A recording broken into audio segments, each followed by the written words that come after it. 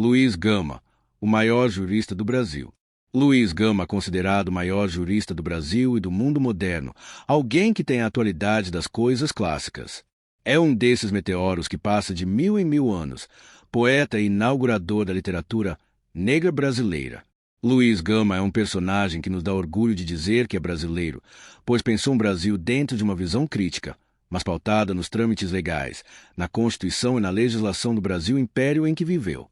Conhecendo Luiz Gama. Conhecer Gama faz muito sentido para tentar desconstruir essa visão tão negativa que se tem com relação às Áfricas, principalmente pela capacidade dele de ressignificar a sua própria trajetória. Foi alguém que sistematicamente confrontou não só a escravidão, mas o racismo. Através dele, passamos a compreender muito mais essa luta abolicionista do século XIX que se transforma na luta antirracista do século XX e século XXI. Luiz Gama falava do passado e mirava o futuro. Soube-se fazer uma voz pela liberdade, uma voz pela justiça, uma voz para um Brasil melhor, para um mundo melhor.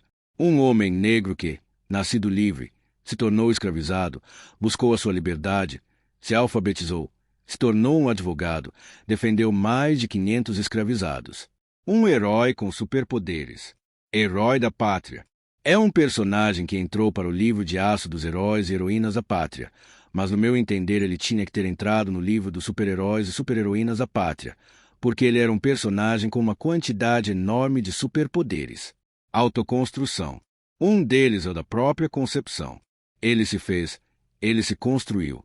Partindo de condições extremamente adversas, conseguiu transformar sua própria realidade e a de muitos outros. Jurista brilhante. Tornou-se um dos mais bem remunerados advogados de São Paulo e um teórico da sociedade, um escritor, fundador de jornais, poeta que inventa o Brasil. Nascimento em Salvador. O Luiz Gama nasceu no dia 21 de junho de 1830, às 7 horas da manhã. Por sinal, na Rua do Bangala, no Centro Histórico de Salvador, no Centro Expandido de Salvador, região da Mouraria, região da Praça dos Veteranos, Baixa dos Sapateiros, uma região com uma concentração pluriétnica de povos africanos, povos europeus convivendo no mesmo espaço. A Bahia estava em ebulição, socialmente falando, em crise econômica severa e instabilidade política cotidiana. Era um período crucial na história do Brasil, apenas 8 anos após a independência, quando o país ainda buscava consolidar-se como nação. Luísa Magne, a mãe guerreira. Para falar de Luiz Gama, é preciso falar de sua mãe, Luísa Magne. Essa é uma informação que não podemos deixar escapar. Luiz Gama é filho de Luísa Magne. E falar da história de luta da sua mãe é falar da história de vida do Luiz Gama. De modo que Luísa Magne e Luiz Gama são tão umbilicalmente ligados e isso se estende por toda a existência do Luiz Gama. Luiz Gama é uma pessoa generosa o suficiente para que a gente possa até mesmo aprender sobre a história das mulheres negras nesse país por meio da sua trajetória. Ele poderia efetivamente ter contado sobre si com base naquilo que lhe foi negado. Ou seja, ele é uma criança que foi afastada da própria mãe e passou a maior parte da vida sem esse convívio com a figura materna. Mas quando ele tem a oportunidade de dizer quem ele é, ele faz questão de afirmar um nome, um sobrenome, uma origem, várias características de quem foi sua mãe, Luísa Magne. Quem foi Luísa Magne? Origem. Luísa Magne era uma africana livre da nação Nagô, da região da costa da Minas, que foi sequestrada em África, trazida contrabandeada para o Brasil. Liberdade e trabalho. Conquistou sua liberdade em Salvador, se tornou uma quitandeira muito trabalhadora e também uma liderança política. Contexto histórico.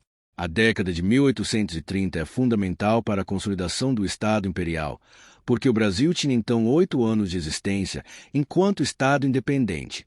Nessas primeiras décadas existem uma série de levantes, motins e insurreições, revoltas contestando o poder central no Rio de Janeiro.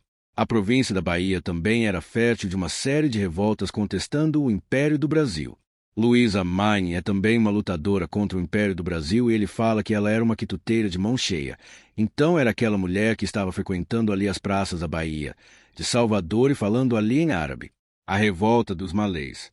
O que se acredita é que ela teve uma grande participação na revolta dos malês. Os não-negros, os europeus e seus descendentes, ficavam muito esquivos e muito preocupados com esses africanos, principalmente depois da revolta dos malês em 1835. O que se diz é que ela teria passado alguns bilhetes, ela nessa atuação dela vendendo doce, ela passaria alguns bilhetes em árabe. Então teria ajudado nesse movimento da articulação. É porque imagine se ele está levando um bilhete no qual ele seria açoitado, no calabouço aqui na corte do Rio de Janeiro, e ele soubesse ler e escrever. Ele ler o bilhete antes de entregá-lo. Ele poderia simplesmente não comparecer. Então, saber ler e escrever e não permitir que o senhor tivesse acesso a essa informação seria algo muito importante para esse escravizado. Para uma criança, isso é um grande exemplo de força. Acredito que o discurso do Gama posteriormente, quando está atuando como jurista, como advogado, é muito pautado nesse exemplo da mãe. A Sabinada e a Separação. 1835. Luiz Gama tinha, então, quase 5 anos de vida. A mãe dele era uma personalidade de muita fama em Salvador e participa da Revolta dos Malês, acontecimento fundamental e paradigmático para a história do Brasil. 1837. Anos depois, Luiz está novamente em mais um movimento político célebre da história do Brasil, que é a revolta do Dr. Sabino, a Sabinada. 1838. No contexto da Sabinada, ela é presa, perseguida e deportada. Quando Luiz Gama tinha ali de 7 para 8 anos, ele nunca mais volta a ver a mãe porque presa incomunicável e depois deportada. Ele perde contato com a mãe e procura a vida inteira notícias da mãe, o paradeiro da mãe. Acreditasse que foi presa, que foi levada para o Rio. O que a gente sabe de Luísa mãe é o que está na memória do filho, na memória desse filho de até 7 anos. A memória da mãe. E Luiz Gama fala de uma figura tão viva, tão presente ao longo da sua trajetória, que ele chegou a ter uma filha. Infelizmente, ela morreu numa epidemia de sarampo, salvo engano. Mas qual era o nome da criança que foi batizada? Luísa, em homenagem à mãe. Por outro lado, o pai do Luiz Gama é um homem que ele não diz o nome, mas também anota muitas pistas em sua autobiografia para encontrar a identidade do pai. O que ele diz é que o pai era pertencente de uma das principais famílias da Bahia, que também tinha envolvimento político com a Sabinada, mas que tinha vícios e maus hábitos muito sérios. A traição do pai, dívida de jogo. Em decorrência de um desses vícios, ele perdeu todo o dinheiro que tinha. E para saldar a dívida que contraiu muito provavelmente em noites de jogatina, ele decide vender o filho como seu escravo. Tráfico interprovincial. É assim que o Luiz Gama nota, no dia 10 de novembro de 1840, a bordo do Pátio Saraiva, uma embarcação que se dava ao tráfico interprovincial de gente escravizada. Identidade oculta. E pelo pai ter feito o que fez com o filho, o Luiz Gama preferiu ocultar o nome dele para poupar-lhe de uma injúria dolorosa. Curiosamente, ele diz que esses 3 anos que se passaram, que ele era cuidado só pelo pai, era tratado com muito afeto. É bom lembrar disso porque a história é cíclica, é uma espiral. E no final, muitos pais ficarão endividados e só não venderão os filhos como escravizados por causa da Lei Áurea. A viagem no inferno. A imprensa registra que a embarcação estava infestada de ratos e eram tantos e tantos ratos, ratazanas do rabo pelado, como diz o jornal baiano, que conta a história do que se passava nessa embarcação no dia 10 de novembro de 1840. E ele é enfiado, metido no porão deste navio do tráfico interprovincial, e começa uma nova vida. Porque até os 10 anos de idade, o Luiz Gama diz que foi criança. Ele deixa de ser criança nesse ato trágico que o pai pratica. Eu não tenho nem adjetivos para qualificar o que o pai fez, tamanha crueldade e malignidade do ato. E desse dia em diante, o Luiz Gama começa uma vida sobrevivendo no inferno do Brasil. Do Rio a São Paulo. Chegada ao Rio. Demora 12 dias de viagem. Desembarca então Luiz Gama e mais outras pessoas escravizadas no cais do Valongo, o maior porto escravista das Américas. Ele desembarca ainda em novembro de 1840, caminha acorrentado, descalço faminto até a Rua do Sabão, canto com a Candelária. Revendido. É revendido para um outro negociante contrabandista, chamado Vieira. Sobrenome Vieira, Joaquim Vieira. E o Joaquim Vieira tratava desse negócio da carne humana, vendia gente escravizada e revendeu Luiz Gama para outro negociante contrabandista. Jornada São Paulo. Antônio Pereira Cardoso compra o Luiz Gama e mais 100 e tantos escravizados no Rio de Janeiro. leva-os primeiro a Santos. Todos esses escravizados sobem a Serra do Mar, que é bastante íngreme, escorregadia, perigosa. É uma serra do mar de caminhos tortuosos que aquele lote de escravizados subiu a pé, rejeitado por ser baiano. Foram a pé até Campinas para tentar vender aquele lote.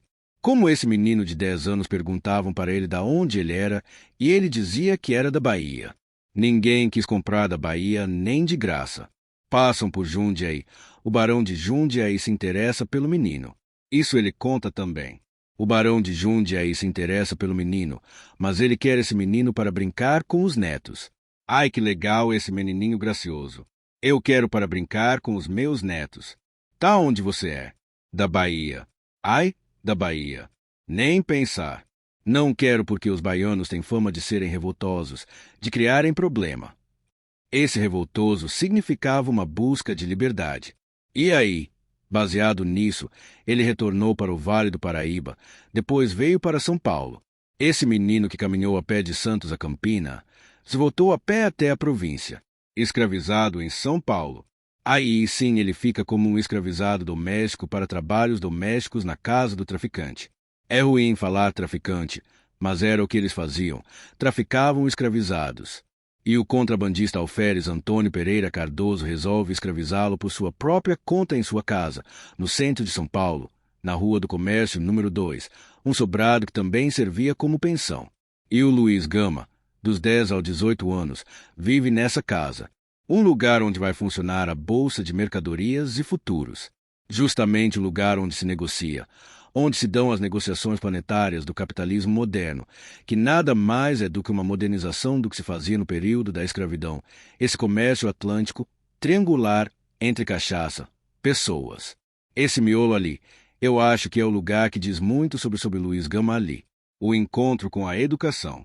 O estudante de direito. É hospedado nesta casa um estudante da Escola de Direito São Francisco, um jovem que de repente olha para esse menino, fala: mas que menino inteligente, fazendo várias coisas e tal. E descobre que esse menino não sabia ler. Alfabetização. Esse jovem estudante o ensina a ler. Começa a ensinar as primeiras letras. Ele enlouquece e ele consegue depois com o dono da casa autorização para quando ele terminar os serviços. Ele pode pegar um livro na biblioteca e ler e ele vira um devorador de livros. Eu acredito que ali, nesse momento, ele já começou a perceber a educação, o conhecimento como um processo de libertação. Porque após a sua alfabetização e provavelmente já após o conhecimento com algumas teorias, talvez até leituras desse curso de direito do rapaz que ele acompanhava, ele toma consciência de que a escravização dele foi legal, a descoberta da liberdade. Então, aos 18 anos, esse período de 10 aos 18 anos, mais ou menos, que deve ter sido os 8 anos de escravidão que ele ficou. E aí esse conhecimento, alfabetização e conhecimento com leituras, ele tomou consciência de que ele não deveria ter sido escravizado. Então, ele fala que por meios secretos e ardilosos, se eu não me engano, acho que é essa frase que ele fala, por meios secretos e ardilosos, ele teria conseguido a comprovação de que ele tinha sido traficado ilegalmente. Mas o fato é que ele diz que ele é filho de uma africana livre, não porque ela chegou depois de 1831, mas porque ela se afirmava livre, assim como ele se afirmou livre. E esse entendimento da liberdade foi a principal herança que ele disse ter recebido de Louisa Magne, essa figura que era fiel às suas tradições culturais, que não teria se submetido ao cristianismo e que atuou nas lutas populares da década de 1830, em especial da Sabinada. A pequena África de São Paulo. Triângulo histórico, a formação da personalidade dele, aquelas primeiras letras, os primeiros aprendizados, naquela pré-adolescência entre 10 e 17 anos até se alfabetizar, é nesse miolo. É o triângulo. São Paulo não passa do triângulo que tem como vértices os 3 conventos, Convento do Carmo, onde é hoje a Secretaria da Fazenda, o Convento de São Francisco, que é hoje a Faculdade de Direito, e o Mosteiro de São Bento e o Largo da Misericórdia, onde o Tebas construiu o chafariz. Comunidade africana. Ele tinha um certo trânsito no centro de São Paulo que permitia que ele fosse integrado na comunidade dos africanos e africano-descendentes no centro de São Paulo. É isso que eu chamo de Pequena África. Tradições e festas. E lá então ele frequenta as congadas, os fogueiros, as festas populares das Irmandades de Homens Pretos, se é um menino preto na Irmandade do Rosário dos Homens Pretos. Mentoria. Discípulo na sapataria e na vida espiritual e civil.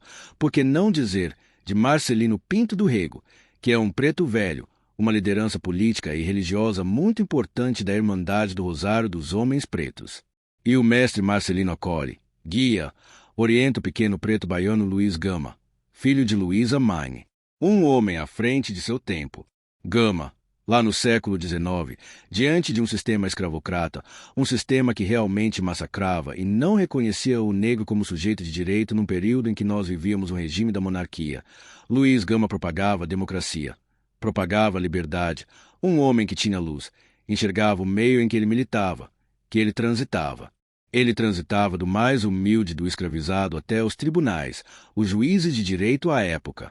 E ele tinha uma maneira assim muito inteligente, sagaz. E não só isso, do nível de letramento que esse sujeito tinha, de aprender a ler e escrever somente com 17 anos, de ter convivido com uma família que estava dentro dessa escravidão, de ter nascido livre numa sociedade escravista, de ser vendido como escravizado pelo próprio pai. Uma dinâmica que pertencia àquele momento da história e que para muitas pessoas do cotidiano brasileiro atual não faz o menor sentido. Mas se não olharmos com o olhar da sociedade do século XIX, nós não vamos conseguir dimensionar o que isso significava efetivamente. Quebrando paradigmas. O Gama é um desses sujeitos que nós temos acesso à sua história e memória por conta das fontes, que vai quebrar exatamente todos esses paradigmas. A sua história demonstra completamente o contrário dessas narrativas que dizem que ele não seria capaz, ele e todos os seus descendentes de africanos, seus pares. E essa história do Luiz Gama em São Paulo vai se estender por longos 42 anos. Um menino que chega escravizado e que em questão de décadas se torna a maior liderança abolicionista do país, um dos mais bem remunerados advogados de São Paulo e um teórico da sociedade, um escritor, fundador de jornais, poeta que inventa o Brasil. Um legado imortal. Escravizados defendidos. Luiz Gama defendeu mais de 500 pessoas escravizadas nos tribunais, conquistando sua liberdade. Anos em São Paulo. Sua trajetória na capital paulista transformou não apenas sua vida, mas a história do Brasil. Uma vida extraordinária. Do nascimento em Salvador à liderança abolicionista, uma jornada de superação. Isso é um preâmbulo de tudo o que significa Luiz Gama, não para o doutor Ademir, mas para o Brasil, para o mundo do direito e do jornalismo. É uma figura legendária. É por conta de figuras como Luiz Gama que eu acho que ainda vale a pena trabalhar com a imagem de heróis, mas não heróis desumanos. Heróis profundamente humanos para o bem e para o mal.